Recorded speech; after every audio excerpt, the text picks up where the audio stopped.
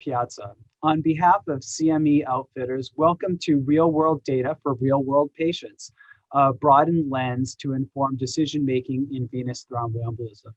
This series of activities is brought to you by CME Outfitters, an award-winning, accredited provider of continuing education for clinicians worldwide. In this first episode of our brief case series, entitled Cutting Through Comorbidities, Clearing the Way to Appropriate Anticoagulant Therapy in Patients at Risk for DVT and PE, we're going to explore some of the challenges in providing antithrombotic therapy for our patients with VTE. Again, I'm Dr. Gregory Piazza. I'm the Director of Vascular Medicine at Brigham and Women's Hospital and an Associate Professor of Medicine in the Cardiovascular Division at Brigham and Women's Hospital and Harvard Medical School. And I'm really excited actually to be joined today by Dr. Jeffrey Barnes, who's an Assistant Professor of Cardiovascular Medicine and Vascular Medicine in the Department of Internal Medicine in the Division of Cardiovascular Medicine at the University of Michigan Health System in Ann Arbor. Welcome, Jeff. Really nice to have you with us. Hey, thanks, Greg. I'm really excited to be here. Excellent.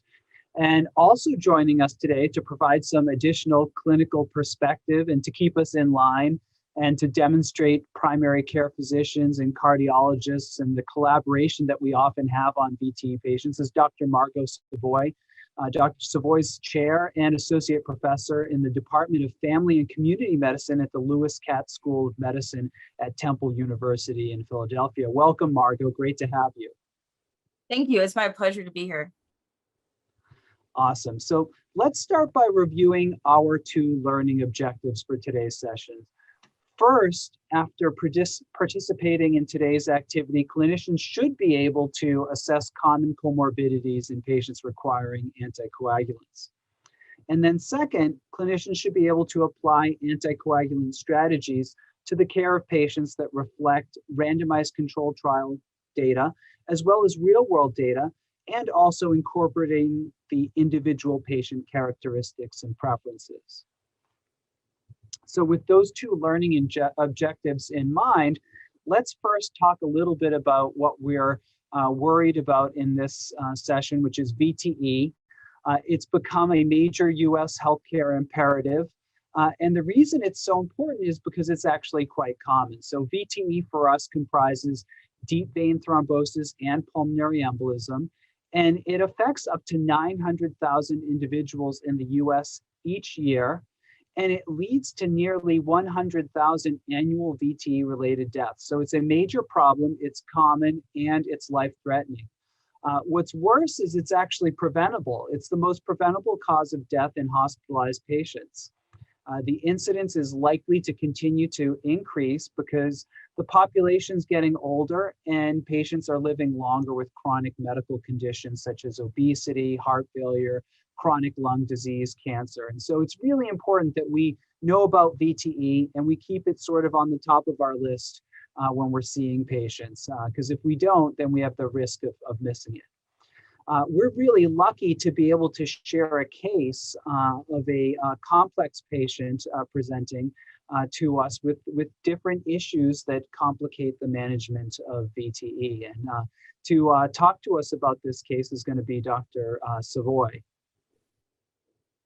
Hi, Greg. It's Margot. I saw a patient that's been sitting heavy on my mind, and I debated calling Jeff or you, but you won the phone call. Do you have a moment to talk to me about it a bit? Absolutely. And it's so funny that you actually said you were going to call Jeff too. We were Zooming online right now talking about a project that we're doing. So you're actually going to get 2 for 1, which I think, when this stuff happens, it's excellent. So hit us with it. Give us both a chance to talk about this case. Awesome. So I guess I hit the jackpot today. So I get you both. So thank you both. So earlier today, I was doing visits and I saw a patient, Walter, who's African-American male. He's 71. He actually came in to see me because he was having pain and swelling in his right leg. In general, he does pretty well. I mean, he does a good job taking his medications. He's got high cholesterol. He's got hypertension. He's got diabetes type 2. He did have a surgery for carpal tunnel about 20 years ago, but he hasn't had surgery in a while. So he'd come in because he was having this pain and swelling. We sort of talked through and I just confirmed some of his social stuff. So he does still drink about 2 glasses of wine each night. He smokes about a pack of cigarettes a day. Back when he was in his 20s or 30s, but thank the Lord we worked through that. So he's not doing that anymore. But he does still have a sedentary job. So he works as an accountant. So he kind of spends a lot of time sitting still. So in the visit, we did an exam, like his height's still about the same. He's 5'10", he weighs about 225. By my math, it's around about a BMI of 32. He didn't have a fever. His heart rate was fine. His blood pressure was actually pretty decent. He was 134/84. His lungs sounded clear. His oxygen sat was fine. So honestly, like his exam really wasn't that exciting except for the swelling in his leg. And it was really just the one side as opposed to both. So at first I thought it was maybe just, him sitting all day, but then after I sent him home, I got a little bit nervous. So he does take a bunch of meds already. So he gets a little bit, stressed if I have to add something else. So he's on a statin. He's on 2 high blood pressure meds. So he takes both valsartan and hydrochlorothiazide. But for the diabetes, he's got metformin. And then I finally got him switched over to doing the injection with the insulin for the diabetes also, because we had some trouble with the insulin.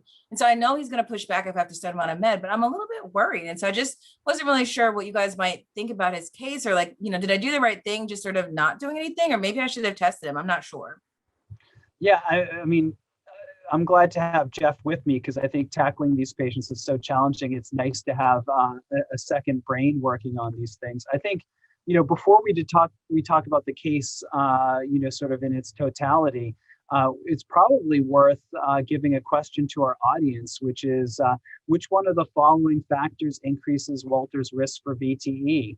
So we learned that he has daily alcohol consumption.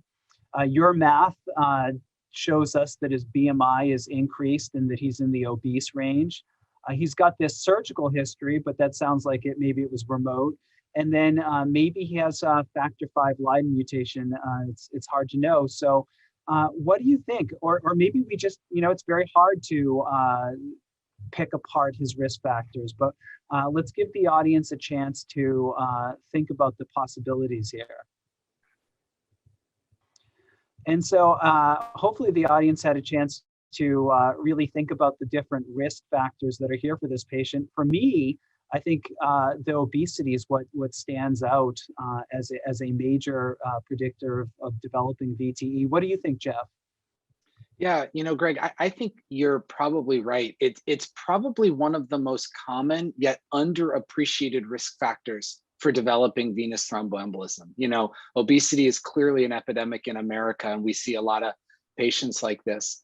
I think about a number of things that we often talk about as being risk factors for VTE. Things that are commonly mentioned are surgeries. We talk a lot about having a blood clot after a surgery. We talk about people who are hospitalized and getting a blood clot either during or after their hospital visit. There are other medical conditions that can weigh in. Some people will have a thrombophilia. You mentioned factor V Leiden there. Of course, that tends to be something that's much more common in Caucasian patients than African-American patients. And so that certainly goes down a little bit for me. But even other, rarer things like heparin-induced thrombocytopenia or the more rare thrombophilias, those are things that I think people talk about.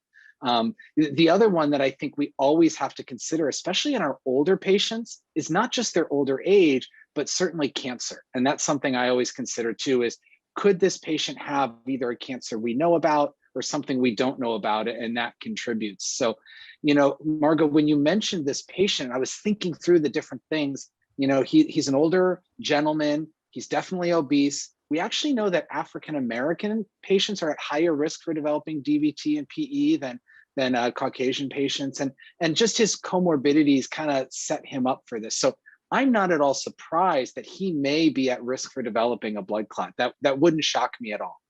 And I had a quick question, Margo. How is he with his age-appropriate cancer screening? As Jeff was talking about the risk of cancer, prostate cancer being somewhat more prevalent in African Americans, has he been able to keep up with you and all of his cancer screening? I mean, fortunately for us, yeah, like he does a really good job of staying on top of all his preventative care. And so he's all good to go. And he doesn't have a family history of any prostate cancer either. I think another question that sort of came up with Jeff was talking about surgery being recent. Jeff, how recent does surgery have to be? I mean, he had carpal tunnel surgery 20 years ago. Is that going to count for him?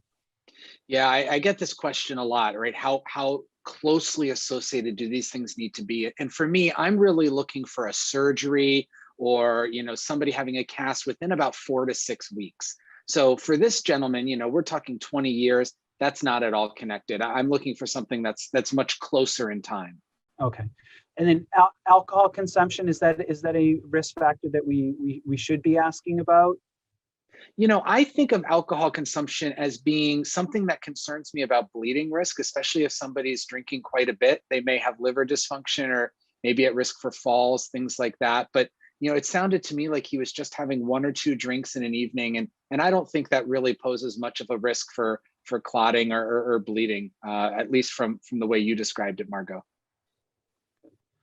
All right, well, let's get back to our case discussion. I think that, there are a lot of different issues to unpack here, especially in the evaluation and considering what sort of therapies we might institute. Safe to say, Margot, that he got diagnosed with deep vein thrombosis. Is that right? Yeah, and so after the fact, I got really worried about it. So I sent him to get an ultrasound because I don't know, it just wasn't going away in my mind. And so I went ahead and sent him for the ultrasound after the visit. And it actually turned out it was positive, which kind of caught me off guard. I'm glad that we got it done, but it does remind you that if it's on your mind, you probably should follow through on that.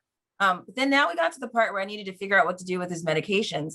And like I said, I mean, he already takes a bunch of different things. He's a little bit resistant to needles. So he was really concerned up front when we said there was a clot and he had heard about having to be on needles all the time or what kind of medicine he might need. And so I was a little bit concerned about maybe what to pick that makes the most sense for him. And I was hoping maybe you had some thoughts about it. Yeah, no, you didn't admit him to the hospital, did you? I didn't. Good. Okay. Yeah, no, I mean, typically for deep vein thrombosis, if we can manage them as outpatients, that's most desirable. So it sounds like you handled that well. Jeff, instituting therapy when we're going to be sending patients out of the hospital or out of the emergency department or home from the vascular lab, requires us to do things that aren't going to be too logistically difficult. What do you think about as the best pathway for a patient like this? Seems like very reliable patient when you're going to try to bypass the hospital. Yeah, that's a really great question. And I think it's something that's changed for us here in the last decade. As we traditionally used warfarin as our main anticoagulant. But of course, when somebody had an acute DVT, we would often need to start them on low molecular weight heparin first. So they'd get those shots for maybe it's 5 or 10 days until their INR was therapeutic. But in the last, about 5 to 10 years, we now have these oral only strategies, which is really helpful. The direct oral anticoagulants. So I'm thinking in particular about apixaban, dabigatran, edoxaban, rivaroxaban. Those are the 4 available direct oral anticoagulants in the United States. They open up some more options. And in particular, some of them we can use just with oral agents. We don't even need to use any heparin beforehand. Others we kind of have to combine. So it's really changed the landscape and made it easier for us to treat people without being admitted to the hospital and without necessarily needing injections like low molecular weight heparin. Margot, it sounded like the DOACs were an option. Like that might be a thing that you could do. Do you know whether there were Black people in the studies though? Like, how do I know that would actually work for him? Yeah, that's a really great question. And these, thankfully, were studies that were conducted across the world, including in the United States. And so they did have diverse patients involved. I would say that they probably didn't over-represent Black patients. That would obviously be nice. But the fact that these were really global studies, to me, gives some reassurance that the data from all those studies can be applied to really patients of multiple racial and ethnic backgrounds. And I had a question for Margot. Margot, did the patient express to you like some reservations that he might have about certain types of therapies or preferences about how often he wants to take a medication or any financial constraints. It's just one of the nice things I think these days is that we spend more time talking about these issues with our patients. And I think for the most part, patients get to participate more in making decisions.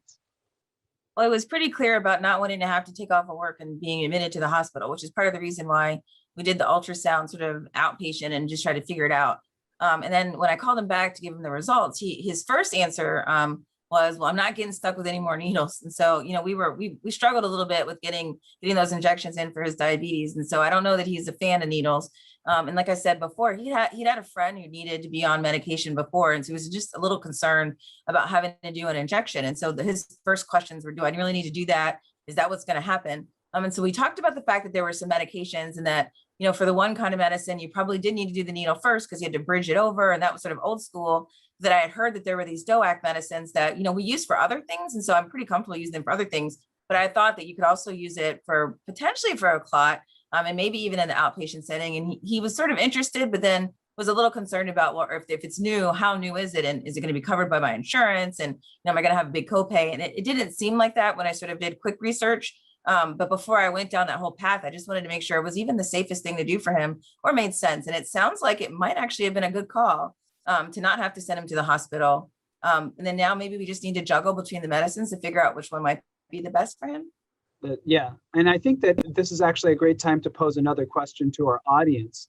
And here it is: which of the following direct oral anticoagulants do not require parenteral anticoagulant bridging? So things like low molecular weight heparin or IV heparin. Here are the options: A, apixaban and edoxaban; B, apixaban and rivaroxaban; C, dabigatran and edoxaban; D, dabigatran and rivaroxaban; or E, you're just not sure.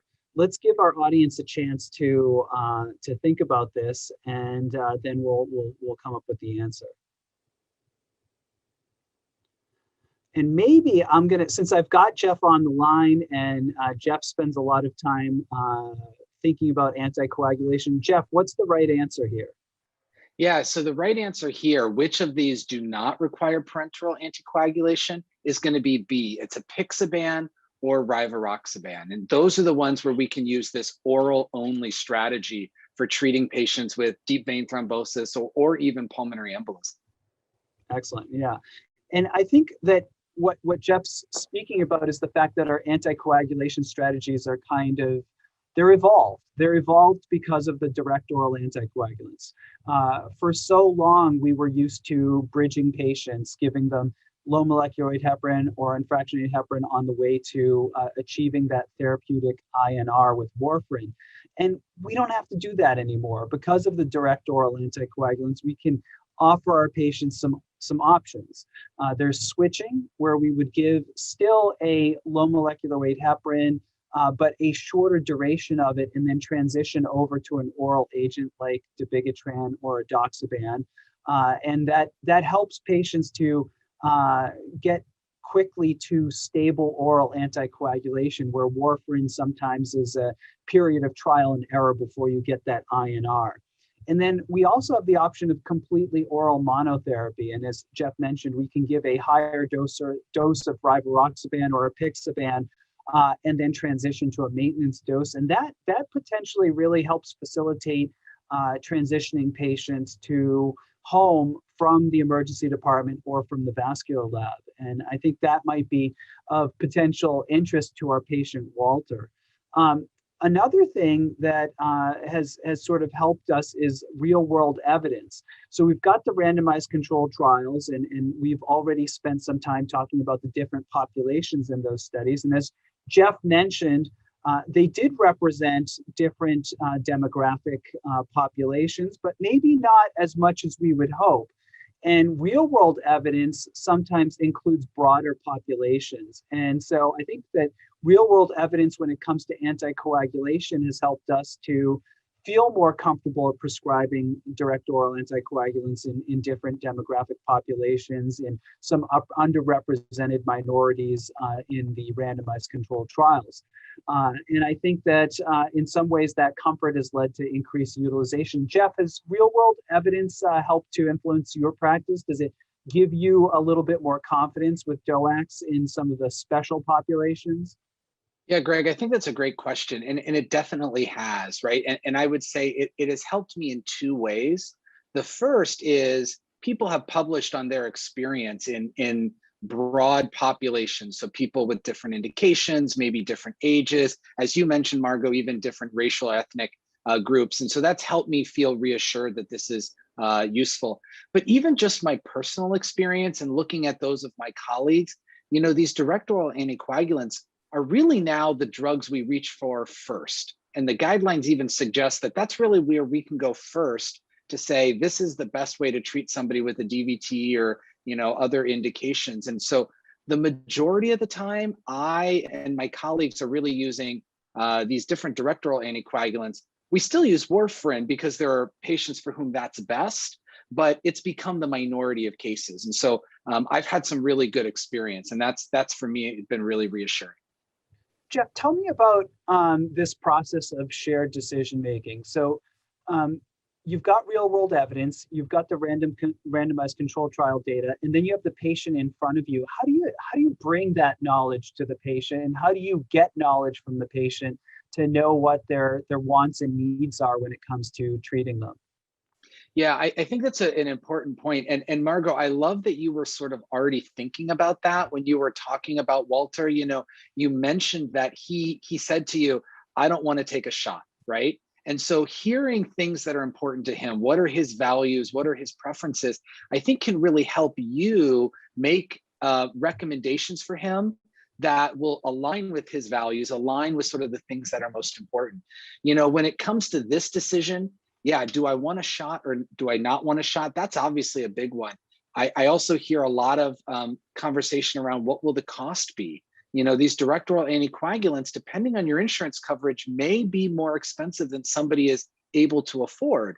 Well, we have another good option, but again, we have to weigh sort of the pros and cons. I also hear about things like, can I reliably take a medicine twice a day? Or do I really need to stick with a medicine that's only once a day so that I can be sure I'm taking it, right? And again, are those things that are really important?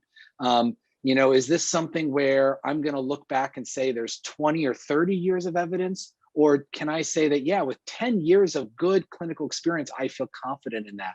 So as I start to talk to patients, I usually bring up a few of those and hear from them what's most important so that we can come to that decision together. So I was really happy to hear that you had sort of started that process with Walter. Excellent. So we do have one more audience question, and then we'll get back to Walter. Hopefully he's not waiting for us to get back to him. But speaking of Walter, should his anticoagulation be extended beyond 6 months? So we're going to treat Walter for the acute phase, but what about longer? And here are our options. A, yes, because his age and ongoing chronic risk factors. B, no, because he's at increased risk for bleeding. C, no, because the data doesn't currently support extended therapy. Or D, you're not sure. Go ahead and think about this, and we'll give you some time to come up with an answer, and then we'll see what the correct answer is. And the answer here is actually A. Yes, because of his age and ongoing chronic risk factors, especially that obesity. This is an important question, and it's going to be a question that we are going to explore further with Dr. Savoy when we see the patient in follow-up. Hi, Greg. Hi, Jeff. Thank you guys so much for talking to me about my patient, Walter. You might remember it was like 6 months ago. I called you and then you guys were together. And so we talked about his DVT that he had. He and I had a really great conversation after I got off of the Zoom with you guys. And ultimately we decided to put him on a DOAC. And so he's been taking it faithfully for the last 6 months. He hasn't been having any other troubles. So no more clots in the past 6 months. But, Walter being Walter, the last visit that we had, he was like, do I really have to stay on this medication for the rest of my life? Because it's been 6 months. I haven't had any more clots. Things are great. And I sort of told him a little bit about what we had talked about the last time, but I figured I'd ask again. Maybe the evidence has changed or you guys had some other ideas about it. Yeah, I think now's the time to think about the risk of recurrence. I think that we're in a state of flux right now in what we think about the different risk categories for recurrence. We used to divide patients up into provoked and unprovoked. I think we're now doing things with a little more nuance and considering risk factors like obesity that our patient Walter has. I think that the current data suggests that for patients with a DVT or PE that wasn't triggered by a specific event like surgery or a birth control pill, the risk of recurrence is quite high. And we do typically, as we spoke about last time, we do think about extending anticoagulation. And so I think Walter would be a good candidate for that. Essentially, we want to prevent recurrent DVT and PE. We don't know what form that's going to take. I mean, he had a DVT the last time. Is it going to be a massive or a high risk PE the next time? We just don't want to put Walter through that. And with the DOACs and with our current options, we can give the patient a 60 to 90% relative risk reduction from recurrence. And I think that's kind of what we want to do for Walter. Jeff. Hey, you know, Greg, I was going to build off of that. You know, when I see my patients at this sort of 6-month mark and I have this conversation with them, Margot, one of the things I often explain to them is if we continue you on an anticoagulant like a DOAC, you're really reducing the chance of having another blood clot. And I try to make it accessible by saying, think about shopping with a coupon.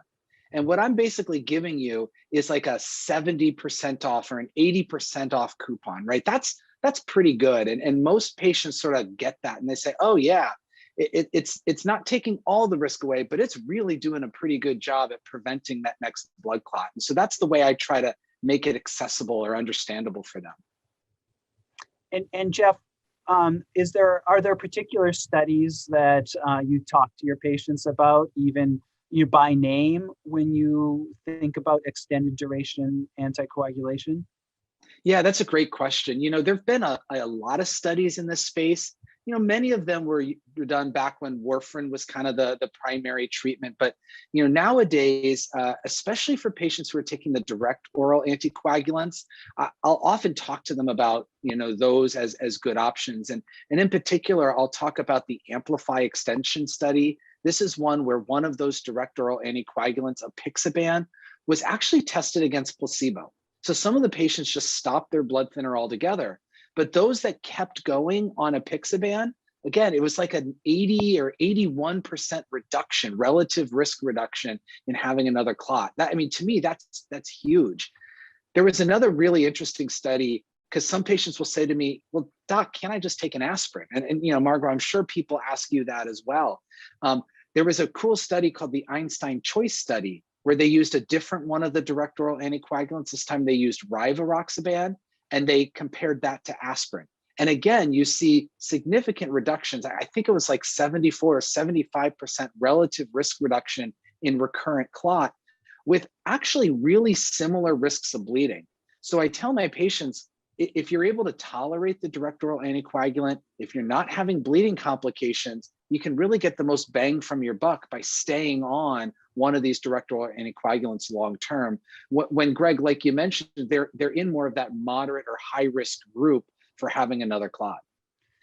Jeff, do you think that the conversation for extended duration anticoagulation is a bit easier with the lower intensity regimen? So you mentioned two of my favorite studies, Amplify Extension and Einstein Choice. Both of those actually looked at lower intensity regimens, apixaban 2.5 milligrams twice daily in Amplify Extension, and rivaroxaban 10 milligrams in Einstein Choice. What do you think about that? Is that the next level for sort of anticoagulation and getting more patients to sort of think favorably about this? Yeah, Greg, I think it is. And I find a lot of patients just like, they psychologically like the idea that they're not taking as much drug, right? You know, there's something that feels good about cutting down the dose, even though we know from these studies that both the full treatment dose and this kind of half dose, they were pretty similarly effective. You know, they both reduce the chance of getting a blood clot. So I actually feel really reassured by the ability to use them. Now, there are some times where I won't. You know, if somebody is at really high risk for having another blood clot, you know, maybe like a cancer patient, that's probably not a time where I'm going to cut down the dose. Or, some of my patients that are extremely obese, I'm talking, BMIs of 40, 50, things like that. I may not quite trust that lower dose, but honestly, for the majority of my patients with a DVT or PE, once we hit that 6-month mark, I'll often talk with them about the option of using that half dose strategy as my long-term or my secondary prevention to help prevent another clot from forming.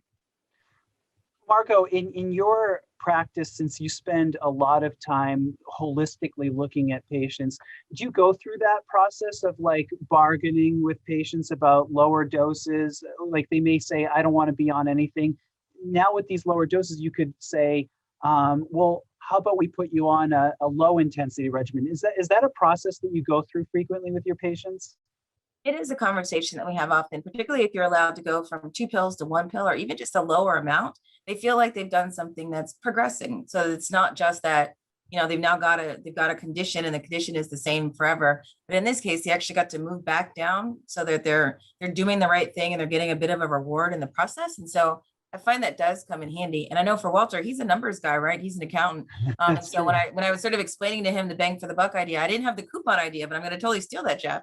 But I honestly just explaining to him the bang for the buck, like he was like, yeah, so ask them, but like if we really have to stay on it, we'll stay on it because I really don't want to have another clot. And I mean, the idea that the next one could be the big one is a big thing for people. But the everyday of having to take a medicine sort of weighs on people over time. So anything that you can do to give them a little bit of relief back is always a nice gift. And I love that idea that you mentioned about progress. I mean, I think in a way that does show that they're progressing from needing a lot of anticoagulation to less. So that is a really cool thing for patients. Jeff, can you tell us a little bit about the guidelines? I know that you often talk about the ASH guidelines, but there are also ESC guidelines. Tell us about the way they've sort of changed the way we think about VTE. And, we're not really talking about provoked or unprovoked as much anymore. Yeah, Greg, that's a great point. And I would say that both of those guidelines are actually pretty similar when we think about reasons that people may have developed their blood clot and what that means for the risk of another one. And so they group things into, people being at low risk for having another clot, more of that intermediate or moderate risk, and then the high risk group. And a lot of that has to do with, are there risk factors that were associated? And is that risk factor transient, something that'll go away, or is that a persistent risk factor? So, somebody who had a big surgery 2 weeks before their blood clot, gosh, that's a transient risk factor. As long as they don't have another surgery, they're probably at low risk of having another clot. That's probably not somebody who needs long-term or secondary prevention.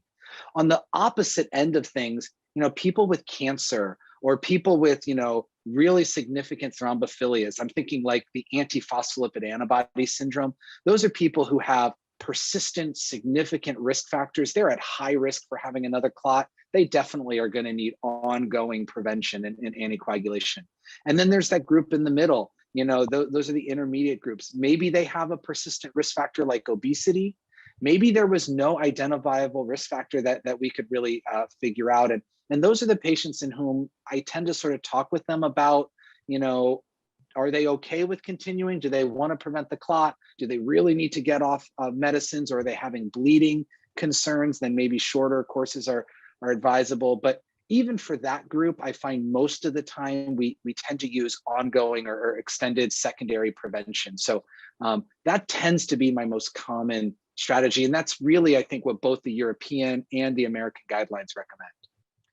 And for me, it almost seems like that makes more sense. It seems more natural to consider risk factors than to just sort of cut the population of VT down the middle as provoked or unprovoked. So in a way, I'm kind of relieved to know that we're moving in that direction. All right, well, now we're going to go through our SMART goals. Over the course of this discussion, we've talked about stratifying risk for VTE based on patient characteristics and comorbidities. We applied the results of anticoagulation randomized controlled trials and real-world evidence to the care of patients with VTE, or actually in this case to the care of Margot's patient. We assessed the utility of the direct oral anticoagulants in both the short and long-term management and secondary prevention of VTE. I'm really happy we were able to talk about engaging patients with or at risk for VTE and shared decision-making. I think that's just a more logical, more natural way of engaging our patients in their own care and educating them on their disease and their treatment. And I think it was a great opportunity for us to be able to consult back and forth with our colleagues in primary care and show how specialists and primary care physicians can talk about VTE management and rely on each other for an exchange of information. So I definitely want to thank Jeff for being my partner on this virtual consult for Margot. I don't think I could have elaborated on all the details without you, Jeff. And Margot, thank you so much for helping us and allowing us to participate in the care of your patient. I love when we're able to sort of go back and forth with you and talk about the best way to manage these patients. It's been really great to have your insights from the front lines as well. Thank you. It's been my pleasure. Excellent. Well, I want to thank the audience for participating with us. It's just been great to be able to share such an important topic like VTE with you. We hope that you found the information to be helpful and applicable to patient care in your own personal practice. Just a little bit of a note, you can visit the CME Outfitters Cardiology Hub for free resources for healthcare providers and patients on VT and other cardiology topics. You can receive CME and CE credit, and there is a way to do that through the website. Want to thank you again, and definitely don't miss the second VTE brief case activity in this series entitled Addressing Disparities in Care, Assessing Patient Characteristics when Determining Next Steps for Anticoagulant Treatment Selection. Thanks again, everyone.